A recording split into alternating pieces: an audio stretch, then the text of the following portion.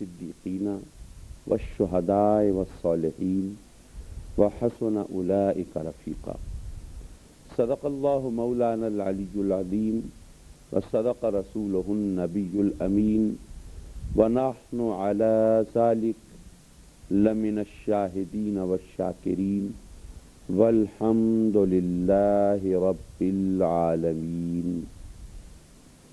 محترم ناظرین، مردان قلندر کے حوالے سے آپ کی خدمت میں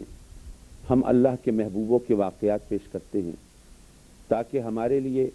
اللہ کی رحمتوں کے حصول کا راستہ کھل جائے، منزل مراد سامنے نظر آئے اور ہم اپنی بساط اور حیثیت کے مطابق ہم رب کائنات کی رحمتوں سے حصہ پا سکیں۔ میں اس سے پہلے حضرت شمس الدین تبریز اور حضرت جلال الدین رومی کے حوالے سے چند گزارشات پیش کر رہا تھا۔ ان کی ملاقات کا واقعہ بڑا مشہور ہے، آپ نے بھی سنا ہوگا۔ اس کے حوالے سے دو روایتیں مشہور ہیں۔ پہلی روایت یوں ہے کہ ایک دفعہ حضرت جلال الدین رومی، جن کے علم و فضل کا چرچا تھا اور ان کے واعظ کے اندر مخلوق دیوانہ وار ٹوٹ پڑتی تھی اور ان سے علم حاصل کرنے کے شائقین کا تانتا بندھا رہتا تھا اور ان سے محض طالب علم کا شرف حاصل کرنا یہ طالب علموں کی تمناؤں کی معراج ہوا کرتا تھا۔ ایسے ماحول میں ایک بار آپ اپنے کتب خانے میں طلباء کو درس دے رہے ہیں، پڑھا رہے ہیں اور دور دراز سے آنے والے شائقین وہ وہاں محو حیرت آپ کے بحر علم کی شناوری کو دیکھ رہے ہیں۔ ایسے میں ایک شخص اس درس میں اس کمرے میں داخل ہوتا ہے۔ دیکھنے میں ایک عام سا شخص ہے جس کا علم سے کوئی تعلق نہیں، علماء جیسی وضاقتہ نہیں، درویشوں جیسا حلیہ نہیں، محض ایک عام شخص معلوم ہوتا ہے جس کے بال بھی پراگندہ ہیں، جو کر و فر اور تم تراک کا حامل بھی نہیں ہے۔ درس حدیث میں داخل ہوا اور بجائے اس کے کہ وہ پیچھے بیٹھ جاتا، طالب علموں کے درمیان سے گزرتا ہوا، جگہ بناتا ہوا حضرت مولانا روم کے قریب آیا۔ اب اس کی یہ جسارت ناگوار گزری، لیکن اہل علم ہیں اور تحمل و برداشت یہ ان کی صفات میں سے ہے، اس لیے تحمل سے کام لیتے ہیں، اس کی طرف توجہ نہیں کرتے، درس دینے میں مشغول رہتے ہیں۔ طالب علم جو ہیں وہ بھی ناگواری سے اس کو دیکھتے ہیں، لیکن اپنے استاد کی پیروی میں وہ بھی برداشت کا مظاہرہ کرتے ہیں۔ لیکن وہ شخص جو آیا ہے اب وہ دخل دینے لگتا ہے درس میں اور درمیان میں ہی بول پڑتا ہے۔ آس پاس کتب خانہ ہے نا، کتابیں لگی ہوئی ہیں دیواروں کے اوپر، پوچھتا ہے کہ یہ کیا ہے۔ اب درس کے دوران اس کو سمجھانا جس کے حلیے سے پتہ نہیں چل رہا کہ اس کو بھئی کوئی علم سے مس ہے، اور کتاب کے بارے میں تو ایک عام آدمی جانتا ہے بھئی یہ کتاب ہوتی ہے، اس کے اندر علم ہوتا ہے، اس کے اندر یہ تمام چیزیں ہوتی ہیں جن سے ہمیں زندگی کی رہنمائی ملتی ہے۔ اب وہ پوچھ رہا ہے یہ کیا ہے، کیا جواب دیا جائے اسے؟ تو مولانا روم تحمل سے، برداشت سے جواب دیتے ہیں، یہ وہ ہے جو تم نہیں جانتے۔ کہا اچھا ٹھیک ہے۔ اب وہ وہاں سے اٹھا، شان بے نیازی سے کتب خانے پہ نظر ڈالی اور اس نے اشارہ کیا اور گویا وہاں آگ بھڑک اٹھی۔ اب وہ نادر قیمتی کتابیں، آج کل تو جناب کتابیں ماشاءاللہ پرنٹنگ پریس میں چھپتی ہیں اور ان کی ہزاروں کاپیز وہ بازار میں اویلیبل ہوتی ہیں۔ ایک کتاب اگر ضائع بھی ہو گئی تو چلیے اور لے آئیں گے بازار سے، اگر ٹوٹ گیا، ایسی کیفیت ہوتی ہے۔ لیکن اس وقت تو یہ تمام صورتحال نہیں تھی، یہ اشاعت کا ایسا انداز اور ایسا سلسلہ نہیں تھا۔ قلمی مخطوطے ہوتے تھے، بڑی نادر کتابیں ہوتی تھیں، نہ جانے کس کس دشواری سے حاصل کی جاتی تھی۔ اب وہ کتب خانہ جو اس طرح محنت سے تیار کیا گیا، اب وہ نظر آتش ہوتا ہوا دیکھا تو اب ذرا سوچیے اس وقت کیا حالت ہوئی ہوگی۔ آج کل بھی اگر کتب خانے کو آگ لگ جائے تو دل پہ جو گزرتی ہے وہ اہل علم جانتے ہیں، حالانکہ وہ کتابیں اور بھی دستیاب ہو سکتی ہیں۔ اس وقت تو صورتحال ہی مختلف تھی۔ آپ بہت پریشان ہوئے اور فوراً اس کے پکڑا پیچھے بھاگے، بھئی یہ کیا ہے؟ انہوں نے کہا کہ بھئی کیا ہو گیا، یہ تم نے کیا حرکت کی ہے، اور یہ تم نے یہ اس کتب خانے کو جو علمی شاہکار تھے جس میں جہاں پر یہ سب علم محفوظ تھا تم نے اس کا بیڑا غرق کر دیا، اس کو آگ لگا دی، جلا دیا، کیا کیا تم نے؟ ان کا اچھا یہ تمہارا علم اس طرح ضائع ہو رہا ہے، تمہیں نقصان پہنچ رہا ہے۔ انہوں نے پھر اشارہ کیا، وہ آگ بجھ گئی۔ اب فوراً خیال تھا کہ بھئی یہاں شعلے تھے، یہاں آگ تھی، اس کی تپش اور حدت وہ محسوس ہو رہی تھی، اور شعلوں کا رقص نگاہوں کے سامنے نظر آ رہا تھا، تو شاید کچھ کتابیں جلی ہوں گی، کچھ مکمل طور پر تباہ ہو گئی ہوں گی، کچھ کو جزوی طور پر نقصان پہنچا ہوگا۔ فوراً بے اختیار ظاہر صاحب علم ہیں، وہ کتابوں کی طرف دوڑے، کتابیں اٹھائیں، دیکھیں، ان پر کوئی اثر آگ کا نظر نہیں آتا۔ حیران ہوئے اور اس بوڑھے سے کہا کہ بھئی یہ کیا ہے؟ یہ تم نے کیا کیا تھا، یہ کیا ہے؟ انہوں نے فرمایا یہ وہ ہے جسے تم نہیں جانتے۔ ابھی تم مجھ سے پوچھ رہے تھے، میں نے پوچھا یہ کتابیں کیا ہیں، اور یہ لائبریری کیا ہے، اور یہ تمام کتب کا ذخیرہ اور خزانہ یہ کیا ہے؟ تم مجھ سے کہہ رہے تھے کہ یہ وہ ہے جو میں نہیں جانتا۔ اب جو کچھ تم نے اپنی آنکھوں سے دیکھا ہے یہ وہ ہے جسے تم نہیں جانتے۔ اب وہ حیران و ششدر رہ گئے۔ اچھا، یہ ایک واقعہ۔ ایک دوسری روایت ذرا مختلف انداز سے، یہاں پر آگ کی کرشمہ سازی دکھائی ہے، دوسری جگہ وہ پانی کی جلوہ گری ہے کہ حضرت جلال الدین رومی ایک دفعہ ایک تالاب کے کنارے تکیہ لگائے، وہ کتابوں کے مطالعے میں محو ہیں، اور وہ چیدہ چنیدہ کتابیں جو ان کے مطالعے میں رہتی تھیں، جن سے ان کو زیادہ رغبت تھی، وہ ان کے قریب رکھی ہوئی ہیں۔ تو اتنے میں وہ ایک شخص جو کہ خلیے سے کوئی عالم فاضل نظر نہیں آتا، وہ آیا اور اس نے دیکھا کہ کتابوں میں محو ہیں، تو آ کے مداخلت کی، بھئی یہ کیا کر رہے ہو تم، یہ کتابیں یہ کیا ہیں؟ اب وہ مولانا جلال الدین نے سوچا کہ بھئی اس کو کیا بتائیں یہ کیا ہیں، جو دیکھ کے بھی نہیں سمجھ پا رہا کہ یہ کتابیں ہیں، ان میں علم ہے، اس سے کیا مغز ماری کی جائے؟ فرمایا یہ وہ ہے جو تم نہیں جانتے۔ ان کا اچھا میں نہیں جانتا۔ انہوں نے اٹھا کے وہ کتابیں ڈال دیں تالاب میں۔ اب آج کل تو جو چھپی ہوئی کتابیں ہوتی ہیں ان پر پانی پڑ جائے تو وہ ان کی انک چونکہ ایسی ہوتی ہے اس کے اوپر پانی اثر نہیں کرتا، وہ بھیگ کر بھی محفوظ رہ جاتی ہیں، لیکن اس وقت تو روشنائی اس انداز سے نہیں ہوتی تھی نا، تو وہ تو پانی سے بالکل دھل جاتی تھی، ختم ہو جاتی تھی۔ اب مولانا جلال الدین وہ غضبناک بھی ہوئے، پریشان بھی ہوئے، اٹھ کھڑے ہوئے، یہ کیا ظلم کیا تم نے؟ یہ تمام کتابیں، یہ اتنا قیمتی علم کا خزانہ، یہ ذخیرہ، یہ تم نے اس طرح یہ دریا برد کر دیا، پانی میں ڈال دیا، یہ کیا کیا؟ جب ان کی پریشانی، ان کے اضطراب، ان کے چیخنے چلانے کو دیکھا تو انہوں نے تالاب میں اتر کے وہ کتابیں واپس اٹھا کے رکھ دی۔ اب دیکھا تو اس پہ پانی کا کوئی اثر ہی نہیں، وہ بھیگی تک نہیں، وہ تالاب کے اندر گری ہوئی تھی، اور خیال یہ تھا کہ یہ تو سب اس کی تحریر دھل چکی ہوگی، ان کے اوپر پانی کے چھینٹے تک کا اثر نظر نہیں آیا۔ اب وہ حیران پریشان، بھئی یہ کیا ہے؟ مولانا جلال الدین رومی کا یہ سوال سنا تو وہ بوڑھا کہتا ہے یہ وہ ہے جسے تم نہیں جانتے۔ بہرحال ان دونوں واقعات میں سے جو بھی درست ہو، اب یہ تاریخی حقائق تو اللہ بہتر جانتا ہے، لیکن اس سے پتہ یہ چلتا ہے کہ حضرت جلال الدین رومی جن کے علم و فضل کا بڑا چرچا تھا اور دنیا ان کی معترف تھی، اور جب وہ خطاب کرتے تھے تو ٹھٹ کے ٹھٹ لگ جاتے تھے، وہ ایک مرد قلندر کی اس شان کو انہوں نے دیکھا تو وہ حیرت زدہ رہ گئے، اور انہوں نے پھر جب ان سے مزید تعلق جوڑا اور ان کے، دیکھیے یہاں پہ ایک بات سمجھنے کی ہے، ممکن ہے کسی کے ذہن میں آئے کہ محض شعبدہ گری تھی، یہ نظر بندی تھی، لیکن یہ ذہن میں آئے، یہ بھی ذہن میں رہے کہ یہ تو ہم لوگ سوچ رہے ہیں جن کا علم سے اور کتاب سے وہ تعلق بھی نہیں ہے جو حضرت جلال الدین رومی کا تھا۔ کیا یہ تمام چیزیں ان کی نگاہ میں نہیں ہوں گی؟ کیا انہوں نے پھر بعد میں جب حضرت شمس الدین تبریز سے ان کا ربط و ضبط بڑھا، آنا جانا اور میل جول استوار ہوا، کیا انہوں نے ان تمام چیزوں کے جانچنے اور پرکھنے کی ضرورت محسوس نہیں کی ہوگی؟ نتیجہ کیا نکلا؟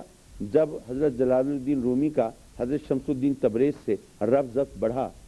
تو محفل واعظ اجڑ گئی، درس و تدریس کا سلسلہ منقطع ہو گیا، تمام دنیا سے انہوں نے کنارہ کشی اختیار کر لی۔ حد یہ ہے کہ اہل خانہ ان سے بھی ایک بیزاری کا اظہار ہونے لگا۔ اب لوگوں نے کہنا شروع کیا کہ وہ شمس الدین تبریز نے یہ اس نوجوان پہ جادو کر دیا ہے، اتنا بڑا علم و فضل کا شیدائی، یہ دیکھو یہ کس طرح اب نہ اس کو درس و تدریس سے غرض رہی، نہ تعلیم و تعلم اس کا مشغلہ رہا، اور نہ یہ اس طرح محفل خطاب و واز سجانا یہ اس کا وتیرہ رہا، یہ مخلوق خدا کو جو اس کی ذات سے پہنچتا تھا وہ سارا سلسلہ منقطع ہو گیا، یہ اس پر کے اوپر جادو ہو گیا ہے، یہ اس کے ساتھ بڑی زیادتی ہوئی ہے۔ لیکن بہرحال وہ حضرت شمس الدین تبریز کی صحبت میں رہے اور اس صحبت کا اثر کس طرح ظاہر ہوا، نتیجہ کس طرح نکلا۔ دیکھیے علم کا عام طور پر اثر یہ دیکھا گیا ہے کہ اس سے غرور اور تکبر پیدا ہوتا ہے، اور اس کی بہت ہی روشن مثال وہ ابلیس کی صورت میں موجود ہے۔ وہ ابلیس وہ واقعہ تو دہرانا مقصد نہیں ہے، لیکن ایک بات سمجھانا چاہتا ہوں، اس لیے ذرا ریفرنس کے طور پر عرض کرتا چلوں کہ ابلیس وہ تھا، عزازیل اس کا نام تھا، فرشتوں کا استاد تھا، ہزاروں سال عبادت و ریاضت، اب ہزاروں سال ہم کہتے ہیں، ہو سکتا ہے کہ وہ لاکھوں سال کا عرصہ گزرا ہو، بہرحال اس کہتے ہیں کہ زمین کا کوئی حصہ، کوئی چپا ایسا نہیں تھا جہاں اس نے سجدہ نہ کیا ہو، جہاں عبادت نہ کی ہو، اور علم حاصل کرنے میں وہ اس انتہا کو پہنچا کہ رب کائنات نے اسے فرشتوں کا معلم اور استاد بنا دیا۔ جب سیدنا آدم علیہ السلام کی تخلیق ہوئی تو فرشتے آ کے دیکھتے تھے بھی اللہ تعالیٰ پتہ نہیں کیا چیز بنا رہا ہے، دیکھ دیکھ کے حیران ہوتے تھے۔ اب جب رب کائنات نے ان کا جسم اطہر بنا دیا اور اس میں روح پھونک دی اور پھر وہ چھینک مار کے اٹھے، جیتے جاگتے نظر آئے، رب کی طرف سے حکم ہوا آدم کو سجدہ کرو، سب فرشتے سجدہ ریز ہو گئے۔ ان کو تو رب کائنات کے حکم کی تعمیل کرنی تھی نا، ان کو تو یہی بتایا گیا تھا کہ تم نے کچھ اور نہیں کرنا، صرف اپنے خالق و مالک کا حکم ماننا ہے۔ لیکن وہ عزازیل صاحب جو ہیں وہ اکڑ گئے، نہیں جی میں تو سجدہ نہیں کرتا، میں جانتا ہوں اس کو خاک سے بنایا ہے، اس کا خمیر خاک سے اٹھا ہے، پانی منگوایا گیا، گارا بنایا گیا، خمیر اٹھا، بج بجاتی مٹی سے اس کو بنایا ہے، اور میں ناری مخلوق ہوں۔ اب نار افضل ہے، نار اعلیٰ ہے، میں ناری ہو کے خاکی کو سجدہ کیوں کروں؟ اب یہاں پر جو بات میں بتانا چاہتا تھا، میں عرض کرنا چاہتا تھا، وہ یہ ہے کہ عبادت و ریاضت اور علم و فضل کے حوالے سے حضرت آدم علیہ السلام کا فرشتوں سے اور یہ عزازیل سے کوئی مقابلہ ہی نہیں تھا۔ ان کی تو ابھی تخلیق ہوئی ہے نا، ابھی وہ تخلیق کے عمل سے گزرے ہیں، ابھی بنے ہیں، ابھی ان کی گویا یوں کہیے کہ پیدائش ہوئی ہے، ابھی انہوں نے کوئی سجدہ نہیں کیا، ابھی عبادت و ریاضت نہیں کی، ابھی انہوں نے علم حاصل نہیں کیا، ابھی انہیں رب کائنات نے وہ ریاضت و عبادت کے راستے پہ نہیں چلایا۔ لیکن وہ جو ہزاروں لاکھوں سال سے عبادت کر رہے ہیں اور جن کے علم و فضل کا چرچا اور شہرہ ہے، ان کو حکم ہے کہ ان کو سجدہ کرو۔ پتہ چلا کہ عزت و توقیر یہ رب کے فضل و کرم سے ملتی ہے، یہ محض علم سے نہیں ملتی، یہ محض عبادت سے نہیں ملتی۔ جب علم اور عبادت رب کائنات کی خوشنودی کے حصول کا سبب بنے پھر یہ ملتی ہے، پھر عبادت سے بھی ملتی ہے، پھر علم سے بھی ملتی ہے۔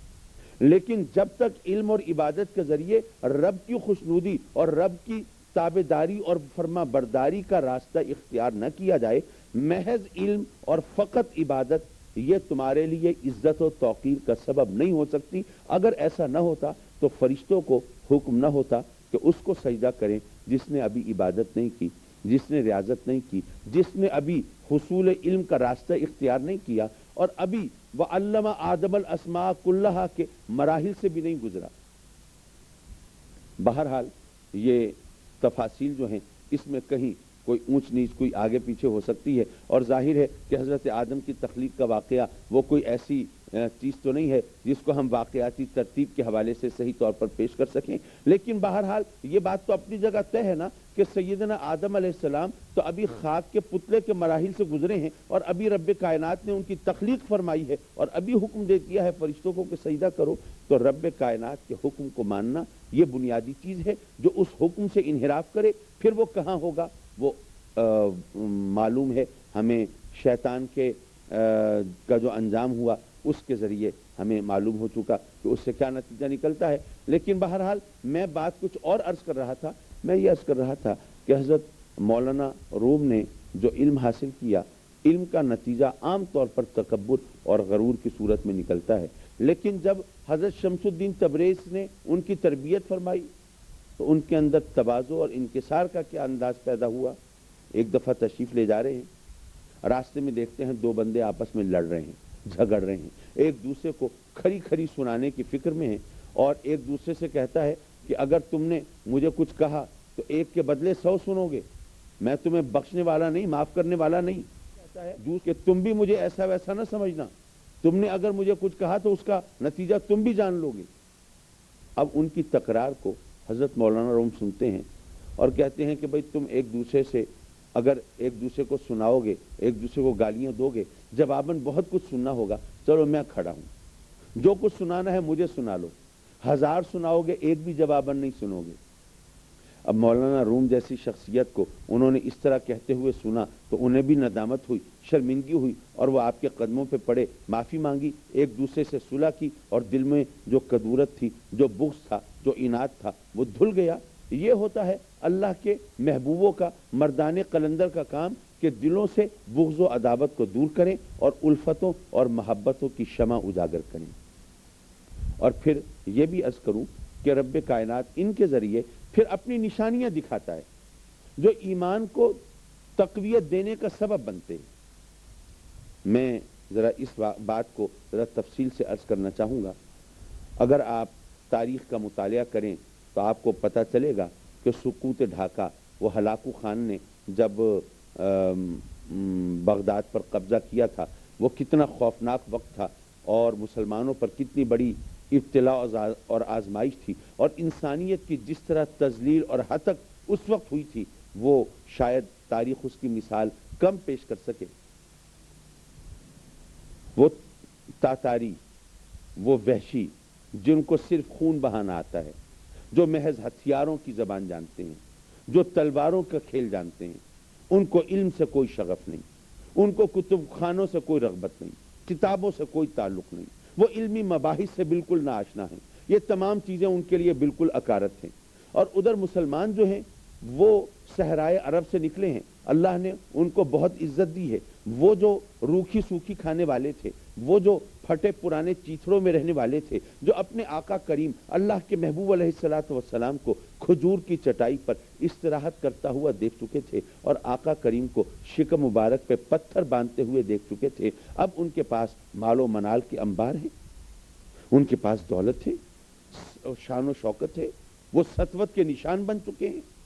اور انہوں نے اس مال و دولت اور وسائل کی فراوانی سے اپنے لیے عیش و عشرت کے دروازے کھول لیے ہیں۔ وہ ان کی عشرت گاہیں، ان کے پرتکلف مکانات، ان کا انداز رہن سہن، وہ دنیا کے لیے تعجب کا باعث ہے۔ اب وہ عیش و عشرت کے دلدادہ ہو چکے ہیں، اب وہ قرآن و حدیث کی تعلیمات کو چھوڑ کے وہ صرف علمی موشگافیوں میں، نقطہ دانیوں میں لگے رہتے ہیں، بحث مباحثے، یہ ان کا شیوا ہے۔ اور روایات میں آتا ہے کہ جب ہلاکو خان نے بغداد پر حملہ کیا، اس وقت مناظرہ ہو رہا تھا کہ الو حلال ہے یا حرام ہے۔ یعنی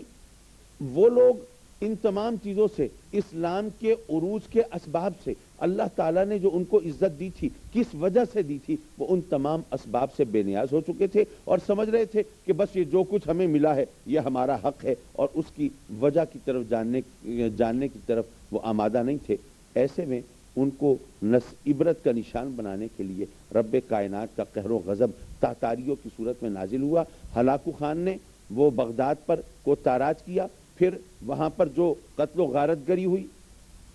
کس طرح وہ کتب خانے وہ دریا برد کیے گئے، وہ دریا کا پانی وہ اس کی روشنائی سے وہ اس کا رنگ بدل گیا، دریا کا پانی کا رنگ بدل گیا، اور وہاں پر جو خون ریزی ہوئی، جو قتل و غارت گری ہوئی، وہ ساری دنیا جانتی ہے، کتابوں میں وہ اوراق محفوظ ہیں۔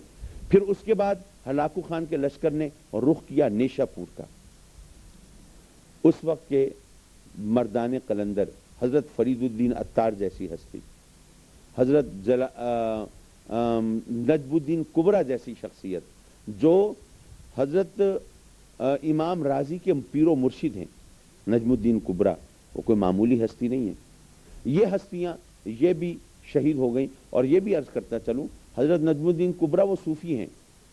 وہ حضرت امام راضی کے وہ پیر و مرشد ہیں، وہ مردان قلندر میں سے ہیں۔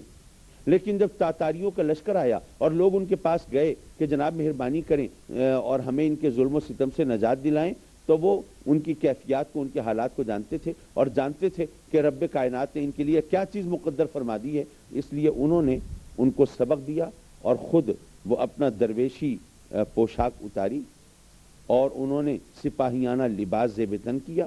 تلوار سونتی اور وہ نکل کھڑے ہوئے میدان جہاد میں، اگرچہ ضعیف تھے، اگرچہ بوڑھے تھے، اگرچہ بزرگ تھے، لیکن اپنے تمام تر ذوف اور بزرگی کے باوجود، اپنے تمام تر علم و فضل کے باوجود، اپنا تمام تر صوفیانہ روش کے باوجود انہوں نے میدان جہاد کا رخ کیا اور وہاں پر انہوں نے قتل و غارت گری کا جو بازار تاتاریوں نے گرم کیا تھا اس کے خلاف بند باندھنے کی کوشش کی، اور اسی جہاد کے دوران انہوں نے جام شہادت نوش کیا۔ اب فرید الدین عطار شہید ہو گئے، حضرت نجم الدین کبریٰ شہید ہو گئے، اور انہوں نے سبق دیا اپنے عمل سے کہ درویشی اور فقر کا مطلب یہ نہیں ہے، مردان قلندر میں سے ہونے کا مطلب یہ نہیں ہے کہ آدمی یہ دنیا کی اصولوں سے اور اسلام اور شریعت کے اصولوں سے بے نیاز ہو جائے۔ نہیں، اگر تم نے واقعی تو بھلائی کا راستہ اختیار کرنا ہے، شریعت کی بالادستی کو تم چاہتے ہو اور تم اسلام کی سربلندی کے خواہاں ہو، تو تمہیں وہ راستے اختیار کرنے پڑیں گے جو اللہ اور اس کے محبوب علیہ الصلاۃ والسلام نے تمہارے لیے متعین کیے ہیں۔ اب یہ راستے انہوں نے اختیار کیے، لیکن جب نیشا پور سے یہ لشکر قتل و غارت گری کے بعد آگے بڑھتا ہے تو روم کے شہر قونیا کا رخ کرتا ہے، جہاں حضرت جلال الدین رومی تشریف فرما ہیں۔ وہاں پر کیا ہوا، یہ بھی تاریخ کا ایک بہت بڑا حیرت انگیز باب ہے، ذرا اس کو سمجھنے کی کوشش کیجئے۔ وہاں پر حضرت جلال الدین رومی تشریف فرما ہے، دنیا سے کنارہ کیا ہوا ہے، لوگوں کی بے قدری کو دیکھ کے حضرت شمس الدین تبریز کے صحبت کے اثر کی وجہ سے وہ گوشہ نشین ہو گئے ہیں، غاروں میں رہتے ہیں اور لوگوں سے کنارہ کر چکے ہیں۔ اب جب لوگوں کو پتہ چلا کہ جناب وہ لشکر آ رہا ہے تاتاریوں کا اور وہ وہاں پہ قتل و غارت گری ہوگی، اس نے محاصرہ کر لیا ہے، اب ان کی جو حالت ہوئی وہ ہوئی ہوگی آپ بخوبی سمجھ سکتے ہیں۔ اب بیچاروں کا بس نہیں چلتا، کریں تو کیا کریں، مقابلے کی تاب نہیں ہے، کیسے بچیں، ساری دنیا کو تاراج کر رہے ہیں۔ اس وقت ایک درویش نے آ کے ان کو کہا کہ اگر ان کے تسلط سے بچنا چاہتے ہو، اگر اس مصیبت سے نجات پانا چاہتے ہو، تمہارے اندر تو اتنا دمخم نہیں ہے، لیکن اگر تم واقعی بچنا چاہتے ہو تو اس مرد قلندر کے پاس جاؤ، اس درویش کے پاس جاؤ، وہ اگر تمہارے لیے دعا کر دے تو شاید تمہاری جان بچ جائے۔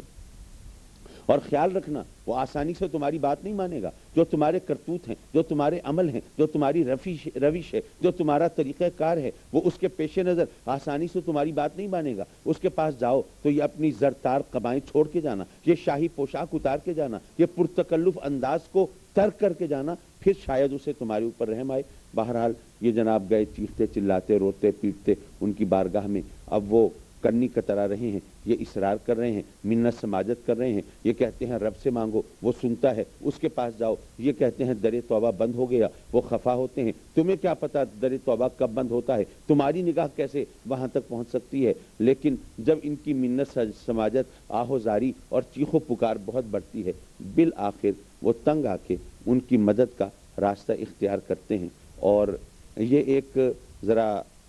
بڑا دل نشین اور سبق آموز واقعہ ہے۔ میرا خیال یہ ہے کہ انشاءاللہ آئندہ نشست میں اس کی تفصیل آپ کی خدمت میں پیش کریں گے۔ اس وقت تک کے لیے اجازت، وآخر دعوانا ان الحمدللہ رب العالمین۔